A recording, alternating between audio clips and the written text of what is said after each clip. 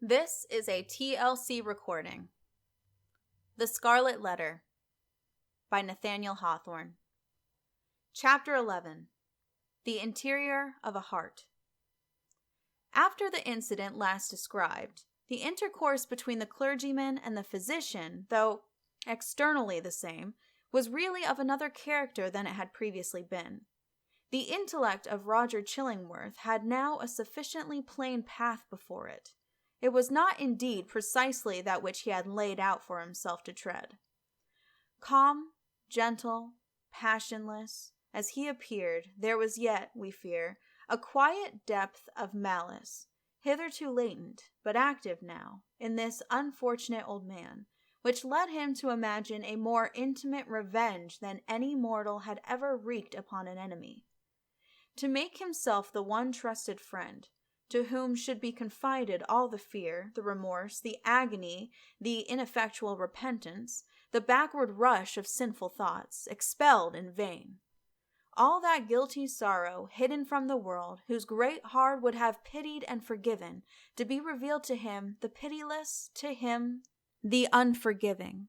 All that dark treasure to be lavished on the very man to whom nothing else could so adequately pay the debt of vengeance. The clergyman's shy and sensitive reserve had balked this scheme. Roger Chillingworth, however, was inclined to be hardly, if at all, less satisfied with the aspect of affairs, which Providence, using the avenger and his victim for its own purposes, and perchance pardoning where it seemed most to punish, had substituted for his black devices. A revelation, he could almost say, had been granted to him. It mattered little for his object, whether celestial or from what other region. By its aid, in all the subsequent relations betwixt him and Mr. Dimmesdale, not merely the external presence, but the very inmost soul of the latter seemed to be brought out before his eyes, so that he could see and comprehend its every movement. He became thenceforth not only a spectator only, but a chief actor in the poor minister's interior world. He could play upon him as he chose. Would he arouse him with a throb of agony? The victim was forever on the rack. It needed only to know the spring that controlled the engine, and the physician knew it well. Would he startle him with sudden fear? As at the waving of a magician's wand, uprose a grisly phantom, uprose 1,000 phantoms, in many shapes, of death, or more awful shame, all flocking round about the clergyman and pointing with their fingers at his breast. All this was accomplished with a subtlety so perfect that the minister, though he had constantly a dim perception of some evil influence watching over him, could never gain a knowledge of its actual nature. True, he looked doubtfully, fearfully, even at times with horror and the bitterness of hatred, at the deformed figure of the old physician. His gestures, his gait, his grizzled beard, his slightest and most indifferent acts, the very fashion of his garments, were odious in the clergyman's sight, a token implicitly to be relied on of a deeper antipathy in the breast of the latter than he was willing to acknowledge to himself. For, as it was impossible to assign a reason for such distrust and abhorrence, so Mr. Dimmesdale, conscious that the poison of one morbid spot was infecting his heart's entire substance, attributed all his presentiments to no other cause. He took himself to task for his bad sympathies in reference to Roger Chillingworth, disregarded the lesson that he should have drawn from them, and did his best to root them out. Unable to accomplish this, he nevertheless, as a matter of principle, continued his habits of social familiarity with the old man, and thus gave him constant opportunities for perfecting the purpose to which, poor forlorn creature that he was, and more wretched than his victim, the avenger had devoted himself. While thus suffering under bodily disease, and gnawed and tortured by some black trouble of the soul, and given over to the machinations of his deadliest enemy, the Reverend Mr. Dimmesdale had achieved a brilliant popularity in his sacred office. He won it, indeed, in great part by his sorrows. His intellectual gifts, his moral perceptions, his power of experiencing and communicating emotion were kept in a state of preternatural activity by the prick and anguish of his daily life. His fame, though still on its upward slope, already overshadowed the soberer reputations of his fellow clergymen, eminent as several of them were. There were scholars among them, who had spent more years in acquiring abstruse lore connected with the divine profession than Mr. Dimmesdale had lived, and who might well, therefore, be more profoundly versed in such solid and valuable attainments than their youthful brother.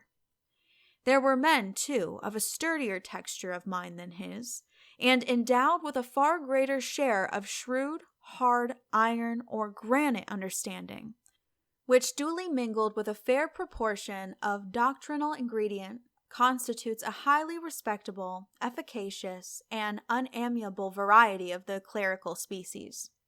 There were others, again, true saintly fathers, whose faculties had been elaborated by weary toil among their books, and by patient thought, and etherealized, moreover, by spiritual communications with the better world, into which their purity of life had almost introduced these holy personages, with their garments of mortality still clinging to them. All that they lacked was the gift that descended upon the chosen disciples at Pentecost, in tongues of flame, symbolizing, it would seem, not the power of speech in foreign and unknown languages, but that of addressing the whole human brotherhood in the heart's native language. These fathers, otherwise so apostolic, lacked heaven's last and rarest attestation of their office, the tongue of flame. They would have vainly sought, had they ever dreamed of seeking, to express the highest truths through the humblest medium of familiar words and images.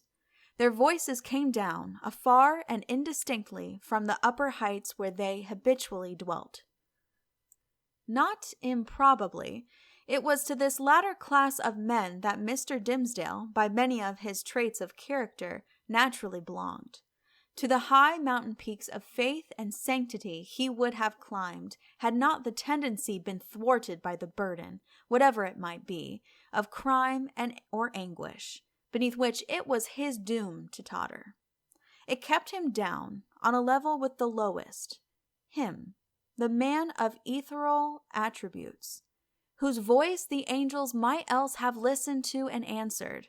But this very burden it was that gave him sympathies so intimate with the sinful brotherhood of mankind, so that his heart vibrated in unison with theirs, and received their pain into itself, and sent its own throb of pain through 1,000 other hearts in gushes of sad, persuasive eloquence. Oftenest persuasive, but sometimes terrible. The people knew not the power that moved them thus. They deemed the young clergyman a miracle of holiness. They fancied him the mouthpiece of heaven's messages of wisdom and rebuke and love. In their eyes, the very ground on which he trod was sanctified. The virgins of his church grew pale around him, victims of a passion so imbued with religious sentiment that they imagined it to be all religion, and brought it openly in their white bosoms as their most acceptable sacrifice before the altar. The aged members of his flock, beholding Mr. Dimmesdale's frame so feeble, while they were themselves so rugged in their infirmity, believed that he would go heavenward before them, and enjoined it upon their children that their old bones should be buried close to their young pastor's holy grave. And all this time, perchance, when poor Mr. Dimmesdale was thinking of his grave, he questioned with himself whether the grass would ever grow on it, because an accursed thing must there be buried. It is inconceivable the agony with which this public veneration tortured him. It was his genuine impulse to adore the truth, and to reckon all things shadow-like, and utterly devoid of weight or value, that had not its divine essence as the life within their life. Then what was he? a substance? Or the dimmest of all shadows? He longed to speak out from his own pulpit at the full height of his voice and tell the people what he was.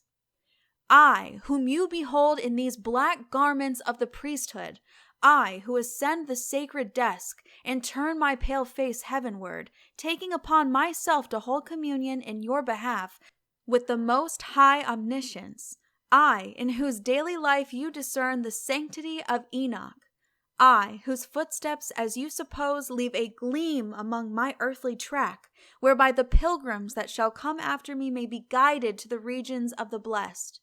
I, who have laid the hand of baptism upon your children. I, who have breathed the parting prayer over your dying friends, to whom the Amen sounded faintly from a world which they had quitted. I, your pastor, whom you so reverence and trust, am utterly a pollution and a lie. More than once, Mr. Dimmesdale had gone into the pulpit with a purpose never to come down its steps until he should have spoken words like the above. More than once he had cleared his throat and drawn in the long, deep, and tremulous breath, which, when sent forth again, would come burdened with the black secret of his soul. More than once, nay, more than 100 times, he had actually spoken. But how? He had told his hearers that he was altogether vile, a viler companion of the vilest, the worst of sinners, an abomination, a thing of unimaginable iniquity. That the only wonder was that they did not see his wretched body shriveled up before their eyes by the burning wrath of the Almighty. Could there be plainer speech than this? Would not the people start up in their seats by a simultaneous impulse and tear him down out of the pulpit which he defiled? Not so, indeed. They heard it all, and did but reverence him the more. They little guessed what deadly purport lurked in those self-condemning words. The godly youth, said they among themselves, the saint on earth, alas, if he discerned such sinfulness in his own white soul, what horrid spectacle could he behold in thine or mine?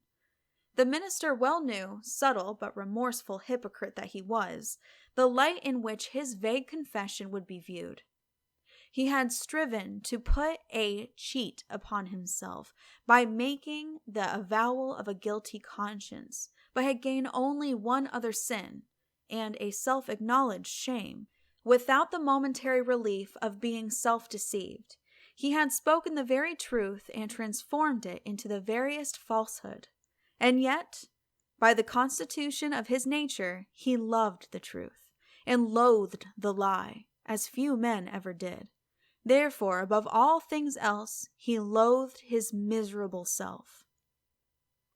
His inward trouble drove him to practices more in accordance with the old corrupted faith of Rome than with the better light of the church in which he had been born and bred. In Mr. Dimmesdale's secret closet, under lock and key, there was a bloody scourge. Oftentimes, this Protestant and Puritan divine had plied it on his own shoulders, laughing bitterly at himself the while, and smiting so much the more pitilessly because of that bitter laugh.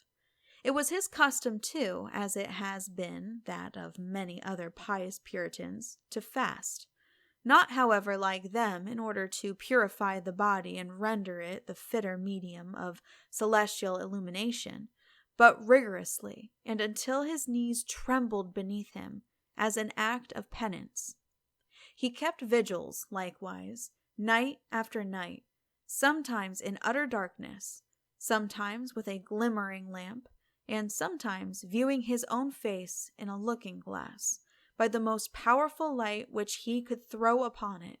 He thus typified the constant introspection, wherewith he tortured but could not purify himself. In these lengthened vigils, his brain often reeled, and visions seemed to flit before him, perhaps seen doubtfully and by a faint light of their own, in the remote dimness of the chamber, or more vividly and close beside him, within the looking-glass. Now it was a herd of diabolic shapes that grinned and mocked at the pale minister and beckoned him away with them. Now a group of shining angels who flew upward heavily as sorrow-laden, but grew more ethereal as they rose.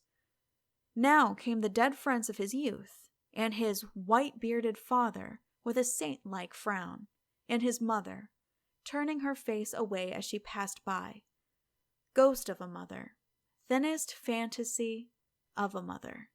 Methinks she might yet have thrown a pitying glance towards her son. And now, through the chamber which these spectral thoughts had made so ghastly, glided Hester Prynne, leading along little Pearl in her scarlet garb and pointing her forefinger first at the scarlet letter on her bosom and then at the clergyman's own breast. None of these visions ever quite deluded him. At any moment, by an effort of will, he could discern substances through their misty lack of substance, and convince himself that they were not solid in their nature, like yonder table of carved oak, or that big, square, leathern-bound and brazen-clasped volume of divinity. But for all that, they were, in one sense, the truest and most substantial things which the poor minister now dealt with. It is the unspeakable misery of a life so false as his that it steals the pith and substance out of whatever realities there are around us, and which were meant by heaven to be the spirit's joy and nutriment. To the untrue man, the whole universe is false. It is impalpable. It shrinks to nothing within his grasp. And he himself, in so far as he shows himself in a false light, becomes a shadow, or indeed ceases to exist. The only truth that continued to give Mr. Dimmesdale a real existence on this earth was the anguish in his inmost soul, and the undissembled expression of it in his aspect. Had he once found power to smile and wear a face of gaiety, there would have been no such man. On one of those ugly nights, which we have faintly hinted at, but forborne to picture forth, the minister started from his chair. A new thought had struck him. There might be a moment's peace in it. Attiring himself with as much care as if it had been for public worship, and precisely in the same manner, he stole softly down the staircase, undid the door, and issued forth. End of chapter 11. Please click the link below to continue on to chapter 12. This has been a TLC recording. Thank you for listening, and please be sure to subscribe.